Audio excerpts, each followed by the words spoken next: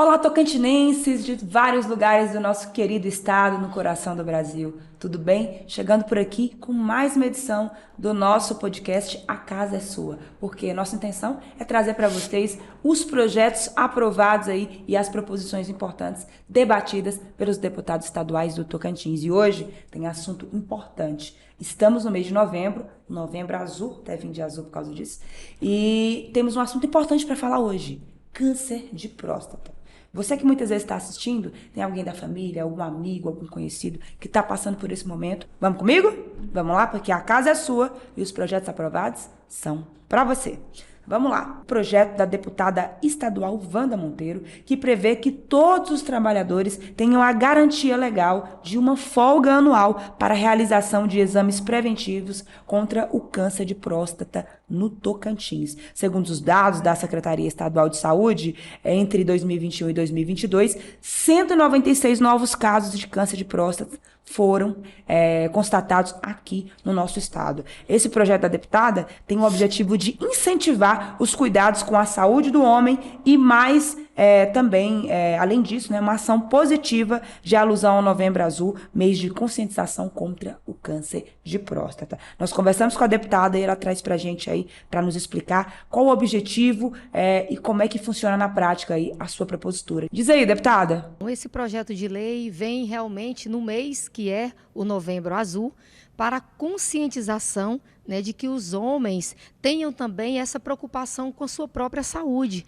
E esse projeto de lei vem buscar aí que eles possam ter a oportunidade de ter uma folga anual para que ele possa realizar o seu exame da próstata.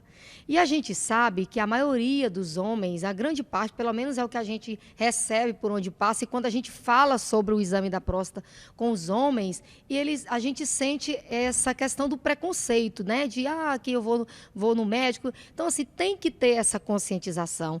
E a maioria, às vezes, também não tem oportunidade de buscar a unidade básica de saúde, que é a porta de entrada aonde tem dentro do seu bairro, Então, através dessa folga anual, ele não vai ter essa desculpa de dizer, eu não fui porque eu não tive tempo. A gente tem que ter tempo para a saúde, a gente tem que ter tempo para a gente mesmo, e que a gente tem que amar a gente em primeiro lugar.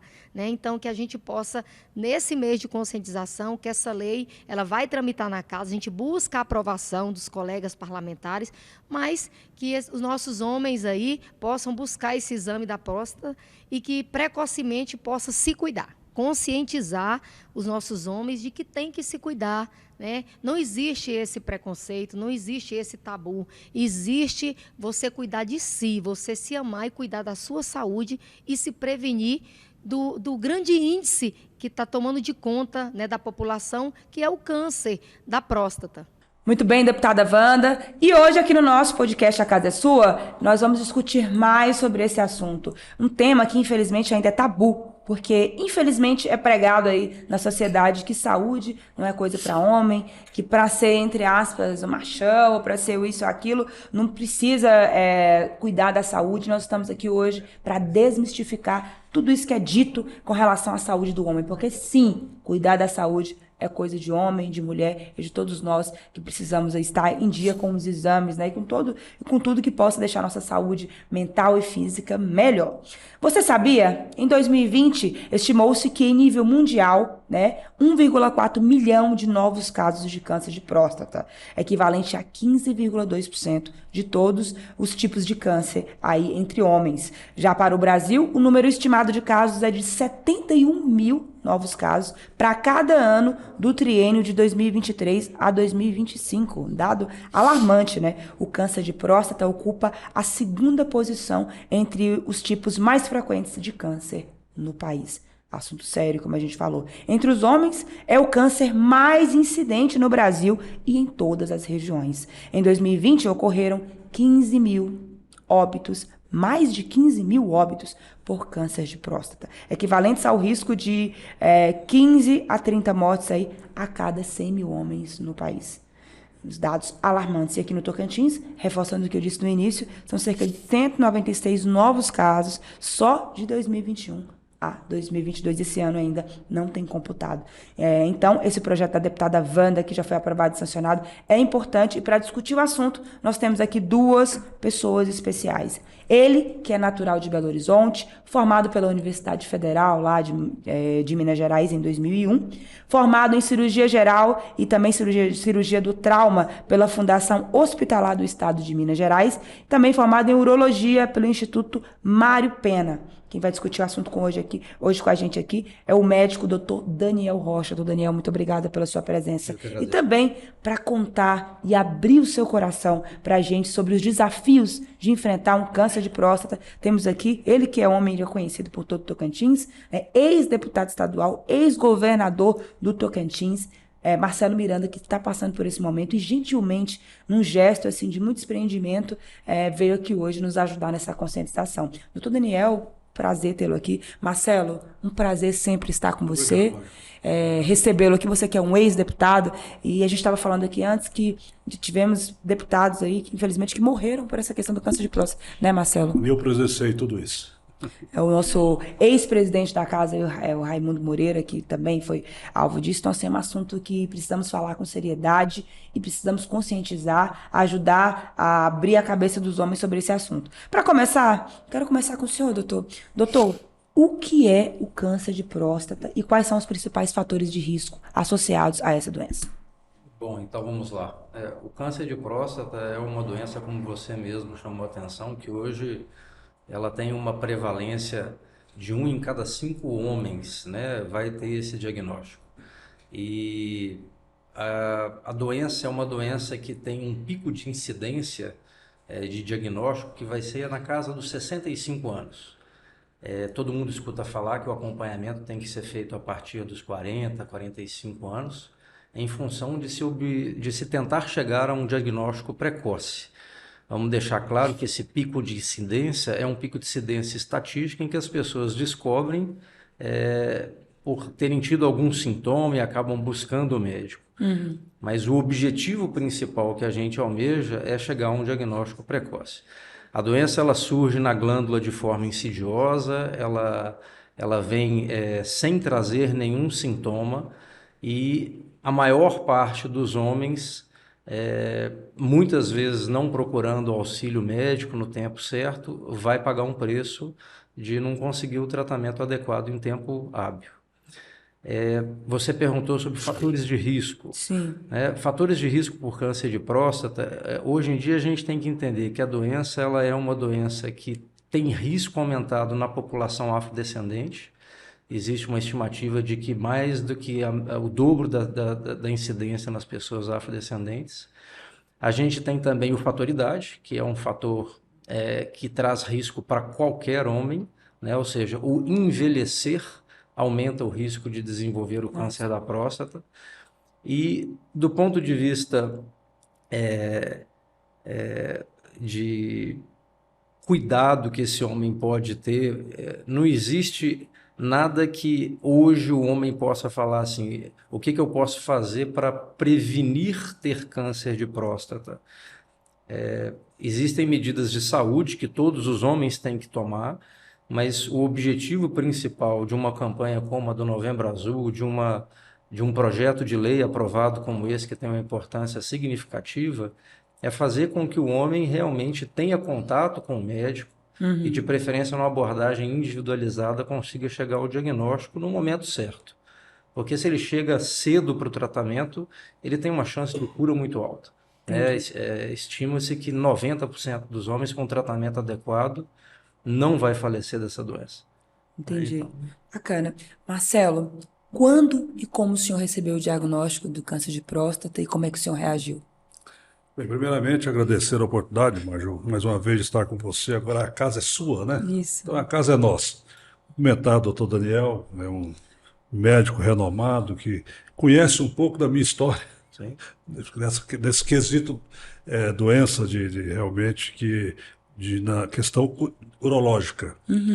Eu quero primeiro saudar a eminente deputada Wanda Monteiro pela iniciativa e, consequentemente, pelos pares de ter aprovado, se está em tramitação para aprovar esse projeto, que é muito significante muito importante para que nós, homens, porque a sociedade num todo entenda a importância, como o doutor Daniel já nos disse aqui, de se prevenir, de chegar à frente, bem antes do problema.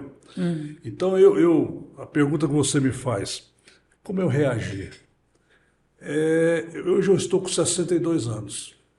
Eu acredito que a minha vivência já me ensinou muitas coisas, né, para que eu pudesse transpor obstáculos como este. Mas, principalmente quando fala câncer, é muito pesado. Verdade. É dolorido. Saber que tantos que já faleceram, porque não chegaram a tempo. Tantas pessoas que, me permita, doutor Daniel, que no passado, outrora, dos nossos antecedentes, quem sabe a palavra câncer, não é tantas pessoas que foram a óbito, que seria o câncer de próstata e ninguém sabia. E vieram os senhores para trazer para nós a experiência adquirida na faculdade e, consequentemente, no dia a dia. Bom, a reação. Primeiro, eu já vinha de um processo, já há muitos anos, que o doutor Daniel, o doutor Guilherme, os colegas me acompanhavam na questão urologia, porque eu nunca deixei de, todo ano, ir ao médico. Eu tenho 30 anos que eu frequento urologista, praticamente, se não for até antes. Bem, passei por alguns momentos difíceis, com outras doenças, etc., mas graças a Deus consegui tirá-las de mim. Primeiro Deus, e segundo a força, a fé, a força e a coragem, para que a gente pudesse superar tudo isso. Bem, no final do ano, todos sabem, hoje eu tenho um filho médico, que está no 2º ano de residência, o meu Guilherme. Legal. Sem dúvida nenhuma, uma pessoa que hoje está ao lado do seu pai e ao lado daquelas pessoas que necessitam de apoio. E eu, Maju, doutor Daniel, no final do ano, eu venho de uns momentos difíceis, perca do meu pai, que para mim foi, eu acho que até acelerou mais esse processo dessa doença, sei lá, certo? Porque você fica totalmente transtornado, você passa, meu Deus, perdi o meu amigo, o meu companheiro, certo? A pessoa que eu tinha todos os dias do meu lado, certo? Bem, fui fazer uns exames de rotina. E no final de dezembro do ano passado, eu comecei a fazer os exames e até brinquei com um médico e pediu quase 30 exames. Falei, doutor, só está faltando o atestado de ordem. Por que tantos de exames? Bem, comecei a fazer os exames e no último exame, doutor Daniel, Maju e os demais pessoas que estão nos ouvindo, detectou-se um câncer de próstata. Bem, eu olhei para o meu filho, olhei para minha mulher e olhei para minha filha. Falei, bom. Eu falei, doutor, é câncer mesmo? Falou, Marcelo, eu não vou lhe esconder, é câncer. Bem, acho que a minha experiência de vida e um pouco também da fé, da vontade de vencer, eu falei, eu vou vencer mais essa etapa da minha vida. E comecei realmente a me preparar para a cirurgia. Mas essa preparação para a cirurgia, que foi decidida entre eu, com a minha família e os médicos que me acompanharam, foi passando. Eu pensava que na hora do resultado eu já podia operar, doutor Daniel. Não, nós temos um preparo. Vamos. Agora, como seria a cirurgia? Como faria essa cirurgia? Mais uma etapa para que você pudesse se concentrar, discutir com a família, porque a cada dia que passa parecia que as coisas estavam piorando. Mas graças a Deus, para finalizar essa sua pergunta, Sim. O que mais me deu força foi a família, os próprios médicos, que entendiam da importância de fazer quimioterapia, radioterapia, ou uma nova experiência, né? Uma nova tecnologia robótica, Bacana. cirurgia robótica. Então eu me preparei, falei psicologicamente, entendia que seria mais um grande desafio na minha vida pessoal, mas eu falei, eu vou vencer mais desta. Estou vencendo, para que não dizer, já venci, porque fiz os novos exames, doutor Daniel, e graças a Deus o meu PSA está lá embaixo. Então eu creio que essa primeira etapa, eu sei que nós temos outras etapas. Agora, é o que o projeto da eminente deputada diz, para que o cidadão tenha um dia para que ele possa se cuidar. Eu vou mais além, não é só um dia, não. Ele tem que pensar o ano todo É verdade. para que ele não possa ser surpreendido. Então eu acredito que nesse momento, Major, é não perder a fé. O homem precisa sim, essa questão, os nossos pais, os nossos antepassados, tinha aquela, o filho não pode entrar em tal lugar, não sei o quê, isso é preconceito. Não, nós temos que acabar com isso. O homem veio para ser homem, a mulher veio para ser mulher, com todo respeito a todo o segmento, mas eles têm que se preparar. A mulher não vai ao médico sempre Sim. se cuidar? Por que que o homem não? Não tem isso não, não precisa ter vergonha não. Eu mesmo, eu conheço uma parte do mundo. Sim. Eu tive N oportunidades na minha vida e agora, nesse momento, passei por um momento muito difícil. Mortes na família e uma doença que, quando falou para mim que era câncer, aí eu quase desmonto. Mas, graças a Deus, eu estou muito feliz, porque eu sei que eu estou vencendo mais uma etapa. Bacana. Depoimento muito forte, assim, muito impactante, governador Marcelo. Doutor, quais são os sintomas mais comuns do câncer de próstata e em que estágio eles geralmente aparecem? Então vamos lá, essa é a pergunta importante e eu vou pegar algum gancho da resposta para também comentar algumas afirmações do senhor, Sim. Marcelo. Mas vamos lá, a doença, quando ela dá sintomas, a gente já tem notícias que não são boas, né? Se a gente chegou a ter sintomas, significa que provavelmente a gente está chegando atrasado no diagnóstico. É muito comum a gente ver as informações sobre câncer de próstata trazendo que os sintomas urinários, dificuldade para urinar, sangue na urina, né, acordar muitas vezes à noite, todos esses poderiam ser sintomas relacionados à doença. Dores ósseas, dores no corpo. Mas se o paciente chega a ter sintomas como este e a gente descobre um câncer de próstata, é bem provável que a gente está chegando tarde no diagnóstico. O ideal, é o que a gente está falando aqui desde o início, é que a gente descubra a doença antes de sintomas. Todos esses sintomas que eu falei, eles estão relacionados do ponto de vista urológico a uma outra doença muito comum em todos os homens a partir dos 40 anos de idade, que é o aumento benigno da próstata. Então, é comum o paciente chegar ao consultório com muito medo de estar com câncer de próstata, mas na verdade ele só tem um aumento benigno da glândula. Ou então, como o senhor mesmo disse na sua história de conhecimento urológico já há mais de 30 anos, às vezes o paciente tem um quadro inflamatório infeccioso, uma prostatite, que às vezes vem com uma forma aguda, inclusive alterando o PSA, que é o exame que a gente tem principal como marcador de câncer de próstata, e trazendo essa suspeita, mas na verdade se trata de um quadro inflamatório infeccioso, que é muito sintomático, dá muita ardência para urinar, dificuldade para urinar, o paciente sofre bastante com essa doença que é inflamatória.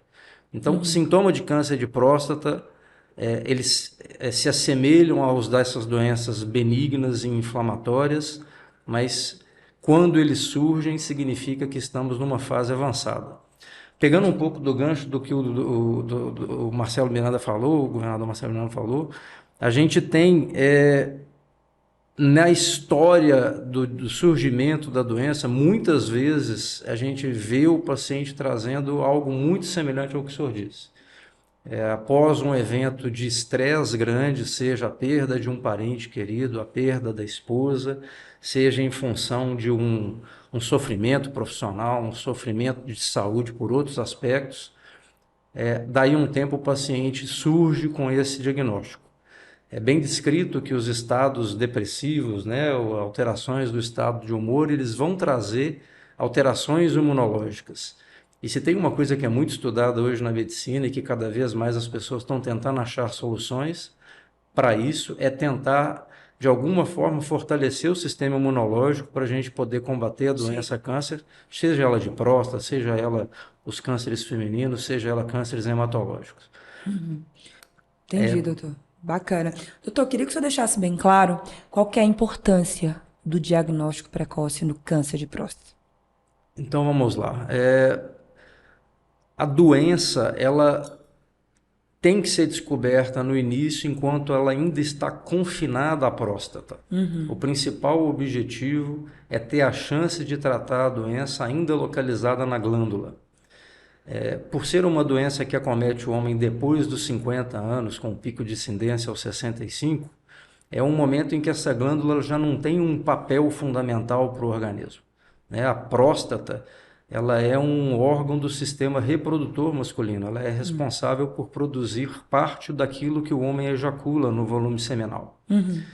E se ela ainda está confinada à próstata, essa próstata ela pode passar por 2 tipos de tratamentos principais e que hoje se reconhecem como curativos: a cirurgia extirpativa ou a radioterapia. Cada vez se advoga mais a favor, eu sou o cirurgião, né, eu sou urologista, mas cada vez mais tem se mostrado como primeira etapa do tratamento, em fase inicial, a cirurgia como sendo esse primeiro passo mais adequado, obviamente levando-se as particularidades em conta de cada paciente, idade, comorbidades, risco cirúrgico e outras, né?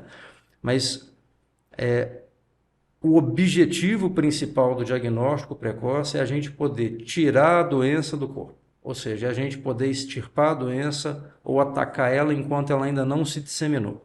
Se a gente consegue chegar nessa fase do tratamento, aí sim a gente pode trazer para o paciente uma perspectiva de cura. E hoje, você mesmo, governador Marcelo, o senhor mencionou aí as formas de tratamento que o senhor teve de opção. Hoje a gente tem um rol de possibilidades terapêuticas.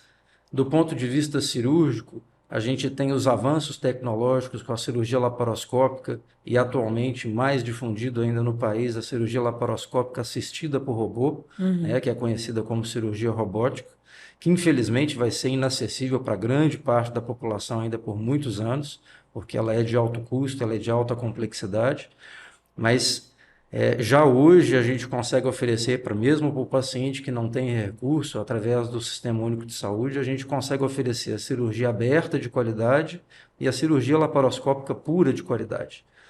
Então, essas abordagens conseguem tirar a glândula do corpo do homem, e se essa doença for retirada completamente junto com a glândula, a chance de cura é muito alta. O senhor mencionou também um aspecto que eu acho que é importante mencionar, que a partir do momento em que o senhor teve o diagnóstico e ouviu a palavra câncer, o senhor teve toda uma angústia de quando é que eu vou resolver esse problema, quero fazer a cirurgia ou o tratamento que cabe tão logo possível. E lhe foi pedido paciência para que pudesse ser feito um preparo. Esse preparo tem 2 aspectos importantes. O primeiro aspecto é que, após o diagnóstico, que normalmente é feito através de uma biópsia prostática, você não deve entrar para uma cirurgia tão brevemente, porque a próstata está passando por um processo de reação inflamatória àquela biópsia. Então, ir para a cirurgia tão precocemente pode fazer com que a cirurgia tenha mais risco do ponto de vista de não ser uma cirurgia tão cuidadosa em relação ao que se objetiva, que é a preservação de possíveis causas de sequelas, né? E quando fala-se em próstata, talvez o principal mito que exista na sociedade, o receio que se exista quando se fala em tratamento de câncer de próstata, é o medo do homem sair dessa cirurgia com alguma sequela, seja relacionada à potência ou ao controle da urina. Verdade. Daqui a pouco a gente vai falar um pouquinho mais sobre esses mitos. Doutor, trago mais informações importantes para você que está nos acompanhando. Ainda sobre o combate e prevenção ao câncer de próstata, os deputados estaduais já destinaram cerca de 5.200.000 via emendas parlamentares para a construção e manutenção do Hospital de Amor de Palmas, que é um centro reconhecido nacionalmente e mundialmente no tratamento dos cânceres, né? Quando concluído, o hospital vai contar aí com 15 mil metros de área construída e deve abrigar uma equipe de 756 funcionários e 195 médicos. A obra teve início aqui em Palmas em 2017 e segue os mesmos padrões de excelência da sede lá em Barretos. Então, o hospital deverá ser aí referência no Tocantins, na região norte, com atendimentos via SUS, com certeza também aí contra o câncer de próstata. Mas voltando aqui agora, eu quero saber um pouco aqui do Marcelo Miranda. Você falou da descoberta, do papel da sua família nesse processo. E eu queria saber, Marcelo Miranda, como é que você manteve ou mantém, ou se esforça para manter, uma mentalidade positiva durante o tratamento? Porque como você falou, né? Câncer, a palavra já diz, né? Como manter uma mentalidade positiva durante o tratamento? Primeiro, Maju, eu quero dizer a você e aos ouvintes que o Dr. Daniel foi, como se diz, foi cirúrgico. Foi muito cirúrgico nas respostas dele, nas explicações dele, que eu posso dizer que passei por todo esse processo que o Dr. Daniel colocou aqui. Não sou expert, não sou médico, mas tenho comigo a convicção que, pelas coisas que já nos aconteceram, pelos episódios que nós já presenciamos, só tem uma forma, é acreditar. Eu acreditava que eu sairia dela. Eu operei no dia 15 de abril Deste ano, 2023? 2023. Fiz a cirurgia, foi um sucesso absoluto. No dia seguinte eu já estava de alta, mas tive que conviver, né, com o pós-operatório por muito tempo, certo? É como o doutor Daniel disse o seguinte: eu queria já fazer a cirurgia. Não, tem que ter um preparo. Mas esse preparo é que de vez em quando me dava realmente uma agonia. E eu tenho um filho médico, meu filho, e aí? Pai, tem paciência, vai dar tudo certo. Então, eu creio que aquele momento, eu posso dizer que, além do nosso Pai Celestial, a presença de todos aqueles que entendiam da importância, não do Marcelo Miranda, só não, do cidadão, mas do pai, do filho, Sim. do amigo, do companheiro, e eu recebi tanta solidariedade. Tanta solidariedade. Agora você pode perguntar, mas tem muita gente que não ficou sabendo. Não. São coisas que você tem com você, Sim. certo? Eu passei pelo que o doutor Daniel falou. Eu tive também prostatite. Olha, pimenta, eu quero dizer para eu não quero aqui atrapalhar quem vende pimenta. Mas o Marcelo Miranda tem 30 anos praticamente que se falar em pimenta do reino ou pimenta normal, certo? Eu estou fora, eu não posso, porque realmente agora eu retirei toda minha próstata. Eu não tenho o que dizer, eu não tenho o que ficar enganando a mim mesmo. Eu tenho que ser realista. O homem tem que ser realista, o homem tem que assumir o seu papel, somente nessa hora de decisões, principalmente por uma doença dessa. Porque essa doença, ela mata. Eu tive, lamentavelmente, perdemos colegas deputados naquela época, nos anos 90, 2000, perdemos entes queridos com a mesma doença. E se nós temos hoje mecanismos para tentar, como o doutor falou, ter um sistema único de saúde, nós temos condições de dar condições para as pessoas, o sistema de saúde, não deixe de procurar, que pode ser tarde, pode ser muito tarde, porque eu já passei por tudo isso e não desejo para ninguém, principalmente na questão psicológica. Você tem que ter muita serenidade para não ser afetado psicologicamente. Marcelo, uma curiosidade. Você mudou seu estilo de vida depois da experiência do câncer de próstata? Olha, eu sempre fui uma pessoa muito, muito quieta, muito caseiro. Eu sempre fui uma pessoa muito família. Eu sempre gostei muito de viajar para o interior, para discutir com as pessoas, conversar. Eu venho de um berço político. E a política lhe faz também dizer que ela não te traz algumas decepções, Sim, algo que pode claro. mexer com o seu metabolismo. Sim, mas eu não. Eu entendi que agora o Marcelo é o mesmo, mas é um Marcelo que vem superando as adversidades. Legal. E essa doença que eu tive, que tem também um prazo, né, doutor Daniel? Que a gente tem que estar cuidando de 6 meses, de ano em ano. Você não pode dizer que está curado. Você tem que ter. Isso eu estou consciente, que eu vou ter que continuar fazendo os exames, começar a fazer exercícios, ter as atividades, que eu sou meio relapso nisso, entendeu? Mas eu preciso viver. E sabe como é que eu estou vivendo hoje? Eu estou vivendo tão bem, tão aliviado. Eu estou seguro que se tiver de acontecer algo comigo, eu vou passar por cima de novo, porque essa doença, ela trouxe para mim mais uma chance de viver. E viver bem. É isso que eu quero passar para as pessoas. Que forte isso. Vivam bem.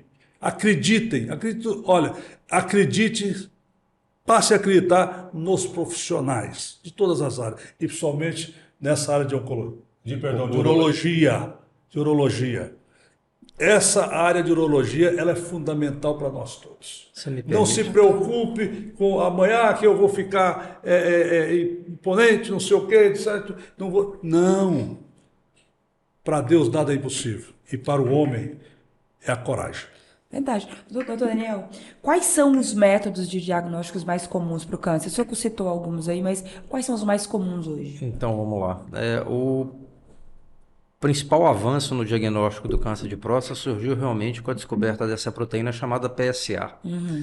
Né? Ela surgiu ali no meados dos anos 90 e ficou assim bastante utilizável na prática clínica a partir de então. Acredita-se inclusive que isso trouxe um boom de diagnósticos, porque muitos homens que começaram a fazer o exame chegaram já com PSA alterados e ficou parecendo até que teve uma epidemia de câncer de próstata no final dos anos 90 e início dos anos 2000. Mas na verdade isso com o tempo foi se regularizando e hoje a gente tem o PSA como o principal norteador de conduta. Mas é importante dizer, como eu tinha falado anteriormente, que ele não é um bom marcador. Ele se altera com inflamações, ele se altera com... às vezes o paciente passou por um procedimento urológico, por uma doença benigna, o PSA pode subir.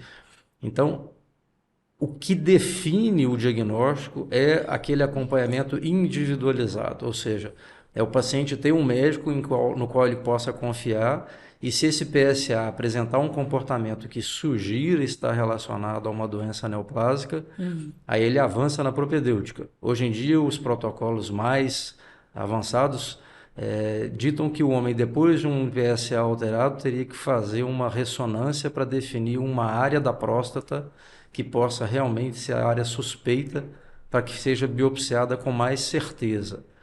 Mas em nível de assistência médica geral, Sistema Único de Saúde, após um PSA confirmadamente alterado, se esse paciente, tendo ou não ao exame do toque um nódulo presente, ele tem indicação de uma biópsia de próstata para se chegar a esse diagnóstico. Então a gente sempre escuta, para diagnóstico de câncer de próstata, tem que fazer PSA, o exame de sangue, mas o exame do toque é fundamental. Eu gosto de contar uma historinha para os meus pacientes quando eles chegam na primeira consulta para tentar convencê-los dessa importância. Porque muitos chegam já resistentes e tem muita propaganda que a gente vai colocar aí como tendo um perfil de negar a importância do exame do toque. Mas pensa assim, o exame do PSA ele pode estar normal e você pode estar com câncer de próstata. Esse é o primeiro indício de que o exame do toque pode ter importância. Alguns homens, por questões que inclusive é um outro fator de risco que eu não tinha comentado anteriormente, fatores genéticos, né, que é um fator relacionado à doença, podem ter cânceres mais agressivos. Então eles podem estar com um PSA normal e não ter nada de alterado no exame do toque. E eu acho que o principal aspecto da abordagem individualizada é a gente entender assim, vamos dizer que você chegue no consultório e tenha lá um PSA no valor de 1. A gente considera hoje o valor de referência até 2,5. Aí o paciente concorda em fazer o toque, você define que o toque dele é normal, está tudo certo. Bate nas costas dele e pede, volta ano que vem. No ano que vem ele volta e o PSA dele agora, que antes era 1, vem 2. E o valor de referência do PSA é até 2,5.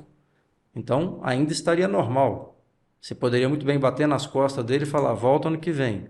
Mas se você faz o acompanhamento com o médico, que também faz o toque, nesse caso em específico, repetindo o toque, se nesse mesmo paciente que um ano antes tinha o toque normal, agora ele apresenta ali do lado direito da próstata um endurecimento atípico, um nódulo presente, mesmo que o PSA ainda não tenha subido acima dos valores de referência, esse paciente já ficou com uma suspeita de câncer. Ele tem um nódulo, ele tem uma alteração do toque de um ano para o outro e o PSA está em ascensão. Essas duas informações juntas fazem com que o médico possa avançar na investigação e às vezes chegar no diagnóstico ainda mais precocemente. Então daí a importância de ter essas duas ferramentas, toque e PSA, como principais armas para o diagnóstico do câncer de próstata. Agora, doutor Daniel, Marcelo, eu quero falar sobre algo muito importante e que tem impedido que muitos homens se cuidem. Os mitos sobre o câncer de próstata. E aí vamos começar de um que você estava falando aí, que é a questão do toque. Né? Que as pessoas socialmente dizem tanta coisa, né? Doutor, quais são os mitos mais comuns sobre o câncer de próstata? E Marcelo, algum deles te deixou com medo em algum momento? Chegou o quê? Te deixou com medo em algum momento? Não, me permita, doutor Daniel. Doutor Daniel, tecnicamente, com belíssimas explicações, ele resumiu, para o que eu estou dizendo, ele falou tudo, e eu quero dizer para todos que nos ouvem, que ele contou minha história, a minha história. Esse diagnóstico, quando eu recebi, foi foi o toque. O PSA, como o doutor Daniel explicou bem, quer dizer, eu tinha feito tal, mas sempre alterado. Mas o toque foi que me deu a certeza que eu estava com câncer. Então, é aquela história, eu volto a reafirmar todas aquelas pessoas, dizer para as pessoas, não tenham medo, vamos falar no nosso ditado popular, não tenham medo. O medo pode levar à morte. É verdade. O medo pode levar à morte. E esse tratamento, realmente eu posso dizer para vocês que, pelo que eu fiz, pela minha trajetória dessa doença que me acompanha há muitos anos, e que me deixava um pouco assim, muito preocupado. Será que vai acontecer de eu ter que arrancar a próstata e não sei o quê? De repente, chega no meu quintal e eu tenho que realmente fazer uma cirurgia de retirada, entendeu? Agora, muitos sintomas, muita coisa, eu passei por muita coisa. Então, eu acho que o doutor Daniel resumiu tudo para que um paciente como e eu estou aqui, não quero ser vitimizado, mas um paciente como eu quero dar esse depoimento, que eu já passei por todas essas etapas, inclusive do médico dizer para mim, volta o ano que vem, volta o ano que vem. E sempre tinha coisa alterada. Sempre estava alterada. Entendeu? E eu até ia pedir uma parte a ele para que ele pudesse falar sobre até quanto, né, a próstata, 1%, 2%, o limite, né, que o senhor disse que é até 2%, não é isso? 2 e pouco. Se você está falando do valor do PSA... O valor do PSA. O valor do PSA hoje ele é considerado o valor de corte, né? O valor de corte do PSA é 2,5. Sim. Existe, obviamente, um aumento natural desse PSA com o envelhecimento. Homens acima de 70 anos podem ter um PSA um pouco maior, sem significar que seja doença. Por isso, desse acompanhamento individualizado e, obviamente, associado também ao exame do toque. Eu vou pegar a palavra do senhor agora e falar um pouco dessa questão dos mitos. O que é importante dizer é o seguinte: os pacientes têm muito medo de que o toque tenha... hoje em dia isso cai por terra na maior parte dos estados, mas ainda em situações em que o paciente vem do interior, às vezes de criação de família mais conservadora, existe sempre o medo de que o exame do toque possa ferir de alguma forma a sexualidade de um homem que se reconhece como heterossexual. Do ponto de vista prático, não tem nenhuma correlação. Do ponto de vista do exame em si, é um exame indolor, né? Desde que exista ali a confiança no médico de como vai ser feito esse exame, que o médico tenha também... É muito importante, tem médicos que são médicos mais rudes, mais, vamos dizer assim, rigorosos na conduta, não dão muito espaço para conversa e muitas vezes isso cria uma tensão. E o exame precisa ser entendido. É um exame que precisa de relaxamento, né? Assim como qualquer exame de cavidade do nosso corpo, seja ir ao dentista e abrir a boca, se você não abrir a boca direito, você não vai conseguir ser bem examinado. No momento do exame do toque, o paciente tem que entender o que é o toque, o médico tem que fazer o exame com calma, e é um exame que vai durar não mais do que 10 segundos. É um exame rápido, é um exame preciso e um exame que traz muita informação. Em relação aos outros mitos, muitos homens não procuram o urologista porque sabem da possibilidade do câncer de próstata e têm sempre na cabeça que esse diagnóstico é igual a ficar impotente. Ou seja, os homens acreditam que receber o diagnóstico de câncer de próstata significa, depois do tratamento, eu não vou mais ser homem. Como se isso fosse uma verdade para todos. O que hoje está se mostrando cada vez mais?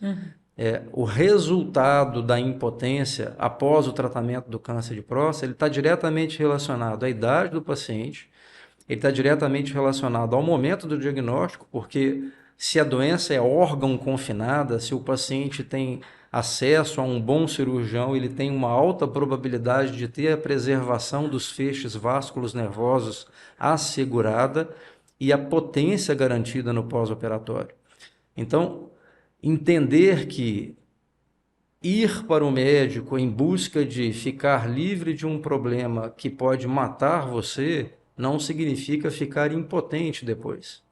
Um outro mito que a gente percebe, que a gente quebra todo dia no consultório, é o mito de achar que chegar ao diagnóstico do câncer de próstata, que eu vou morrer em breve. A doença câncer de próstata, ela tem uma característica diferente dos outros cânceres. Para se ter uma ideia, o diagnóstico feito hoje de um câncer de próstata inicial, num paciente que resolve de uma forma bem reacionária não fazer nenhum tratamento, quero morrer desse câncer, é possível que ele vá falecer da doença daqui 10 a 15 anos. Ou seja, o objetivo do tratamento é assegurar que o homem que vai ter essa doença descoberta entre 50 e 70 anos possa não falecer desta doença e venha a falecer de uma outra causa depois dos 70, 75, 80. Hoje em dia a gente tem uma expectativa de vida cada vez maior. Sim. Então, eu acho que os principais mitos a serem quebrados são: o toque não fere a sexualidade de ninguém, a doença ela tem tratamento e a doença não necessariamente vai te deixar impotente. Se os homens pararem de pensar nessas três coisas e entenderem que esse contato com o médico urologista ele pode garantir sobrevida, eu acho que a gente caminha nesse tratamento de uma forma positiva. Nossa, muito importante a sua fala, doutor Daniel. Que você que está nos ouvindo aí, que seja mulher ou seja homem, é importante a gente repassar essa conscientização, porque são ideias falsas e desinformações como essas aqui que têm impedido com que vários homens tenham iniciativa de procurar um tratamento de saúde, não só em novembro, como falou o Marcelo Miranda, todo ano, né? Então, Marcelo, eu queria, já caminhado para o nosso momento final, saber qual o conselho que você daria para quem está nos assistindo ou quem vai assistir esse vídeo e está enfrentando um diagnóstico de câncer de próstata?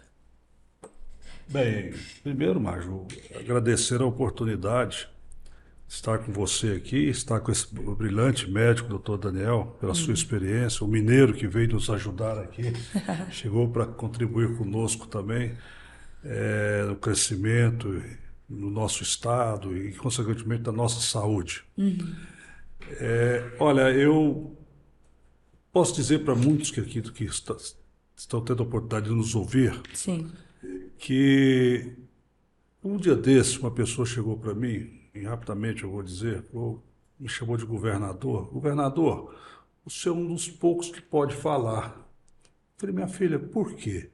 Não, porque o senhor tem histórias, várias histórias. E uma das páginas da minha história, doutor Daniel, o Maju e os demais integrantes da sua equipe e os que nos ouvem, é uma doença que eu tive, chamada câncer de próstata. Uma doença que poderia me jogar lá no buraco. Não, como eu disse no início, a fé, coragem, a força de vontade de vencer, é o que eu quero transferir para essas pessoas. O doutor Daniel explicou tudo o que precisava explicar. Eu já conheço algumas coisas que realmente vieram bater com o que ele disse. Mas o meu interior, eu sei o que eu estou sentindo nesse momento. Hoje mesmo, eu sei que eu estou pronto para andar para frente. Por quê? Porque essa doença me deu coragem. Então eu quero dizer para as pessoas que estão nos assistindo, sobretudo para os homens, é evidente, não se preocupem. Preocupe com você. Não se preocupe com que as pessoas possam entender que você é A, B ou C ou D. Não. Preocupe com você. Faça de você o que eu fiz por mim. Primeiro, o apoio da sua família. Vá ao médico, vá ao urologista. Não vai lhe custar nada, como o doutor disse. O toque é 10 segundos, 20 segundos. O PSA é o exame de sangue. Ele vai lhe dar a grande oportunidade para dizer, eu vou viver mais. É por isso que o Marcelo Miranda, que já teve a oportunidade que Deus e vocês, tocantinenses e os brasileiros, me deram oportunidade. Eu estou tendo mais uma oportunidade que Deus me deu e o povo tocantinense, para eu dar esse depoimento que estava guardado comigo. Você, Maju, me proporcionou hoje, doutor Daniel, um momento ímpar na minha vida. Muito importante na minha vida. Porque eu falei o que eu tinha guardado. Tem coisas que você fala que vai levar para o túmulo. Essa eu não ia levar para o túmulo, pelo contrário, tive a oportunidade de falar o que eu já passei e sei que vamos passar por outros obstáculos na vida da gente. Mas essa que eu passei, que tem exatamente 6 meses, eu louvo a Deus que aqui eu não sou vidente, mas eu posso dizer para vocês que eu me sinto curado da doença e, consequentemente, psicologicamente bem curado. Que é o que é importante, né? Obrigado. Doutor Daniel, já nos agradecimentos, mas eu queria deixar claro para quem está nos assistindo, existem maneiras de prevenir o câncer de próstata para quem está nos ouvindo? Então vamos lá. Eu vou pegar essa última fala aqui, acredito que seja a última, para poder meio que fazer um fechamento sobre esses aspectos, mas também trazer o motivo do Novembro Azul, que não é só a próstata. Sim. Eu acho que é importante até em relação a lei que está em andamento, né, que eventualmente vai ser sancionada, que as pessoas entendam que a campanha do Novembro Azul ela tem como carro-chefe, o carro de frente, a próstata, mas o objetivo principal é fazer com que o homem procure um médico, é fazer com que o homem tenha acesso à rede de saúde e eventualmente inicie um acompanhamento que não seja só a parte urológica. Então, se os homens tiverem esse momento, um dia de possibilidade de sair do seu trabalho para poder procurar um médico, mesmo que seja o urologista, às vezes ele vai fazer exames de check-up, vai descobrir que o colesterol está alto, vai descobrir que é hiperglicêmico, vai descobrir que precisa cuidar de outros aspectos da saúde dele que estão sendo negligenciados. Sim. E o câncer de próstata mata, mas mata muito mais o coração, né? Mata muito mais o tabagismo. E às vezes a falta de contato com o médico não faz com que esse paciente seja orientado da forma adequada. Hoje tem estatística mostrando que as mulheres vivem até 8 anos mais do que os homens exatamente porque têm contato com o médico desde a adolescência, né? Por conta do ginecologista, por conta dos cuidados da fertilidade. Então, a mulher tem muito mais facilidade para ter contato com a classe médica do que o homem, que muitas vezes tem sempre o pensamento mágico de que isso não vai acontecer comigo. Então, o Novembro Azul tem esse enfoque, levar o homem ao acesso à saúde. Em relação à prevenção que você falou, né, ou seja, medidas que a gente pode tomar para poder diminuir o risco, né? Sim. Tem estudos mostrando que essas pessoas que têm risco aumentado, afrodescendentes, pessoas com história familiar fortemente positiva de câncer de próstata, e, obviamente, o envelhecimento, eles podem conseguir diminuir a incidência, né, o surgimento do câncer, e aí é aquilo que vale para todas as doenças, com hábitos de vida saudável. Então, o que se tem hoje reconhecido como possível relação com câncer os vícios, né, ou seja, alcoolismo e tabagismo, se o homem que está ali na faixa dos 30 anos percebe que tem esse vício, se ele resolver parar, ele com certeza vai diminuir os riscos de desenvolver qualquer câncer no organismo dele. Em relação à alimentação, hoje a gente, até do ponto de vista de correlação, a gente percebe que o índice de câncer de próstata na sociedade ocidentalizada é muito menor do que na Ásia, e isso está fortemente ligado aos aspectos alimentares. A gente come muita gordura saturada, muito produto industrializado, a gente tem uma alimentação com baixa concentração de gorduras boas, que seriam as de ômega 3, aquelas gorduras que a gente encontra em algumas castanhas. Então, esses aspectos alimentares, se eles forem modificados desde cedo, eles também podem contribuir para se evitar o surgimento do câncer de próstata. E talvez um outro aspecto que as pessoas também tendem a negligenciar e que com o envelhecer fica cada vez mais difícil sustentar é a atividade física regular. Sim. A gente tem cada vez mais trabalhos sendo publicados mostrando como a atividade física produz substâncias boas no nosso organismo e, obviamente, manter uma compleição física adequada, não ser obeso, isso tudo traz benefício de não ter fatores que vão levar ao surgimento do câncer. Seja ele, aí não é só para a próstata, Sim. Qualquer câncer. É isso, muito obrigado, doutor Daniel Rocha. Obrigado, ex-governador, ex-deputado estadual Marcelo Miranda. Muito obrigada a você que está nos assistindo hoje. Nós discutimos aqui no nosso podcast projeto de lei da deputada Wanda Monteiro, que prevê que todos os trabalhadores tocantinenses tenham a garantia legal, ou seja, a garantia em lei, de uma folga anual para a realização de exames preventivos contra o câncer de próstata no Tocantins. Muito obrigada aos meus convidados de hoje e você que está nos assistindo, seja homem ou seja mulher, ajude a espalhar essa onda de informações boas de que homem tem que se cuidar sim e de que procurar o médico é sim coisa de homem. Obrigada pela audiência de vocês. Mais um episódio aqui do Nossa Casa é Sua Cast. A casa é sua e as leis são para você, porque o Legislativo Tocantins trabalha todos os dias para aprovar leis importantes que possam mudar e transformar a sociedade tocantinense. Muito obrigada pela companhia. Até o próximo. Daqui a pouco tem mais. A casa é sua cast. Muito obrigada.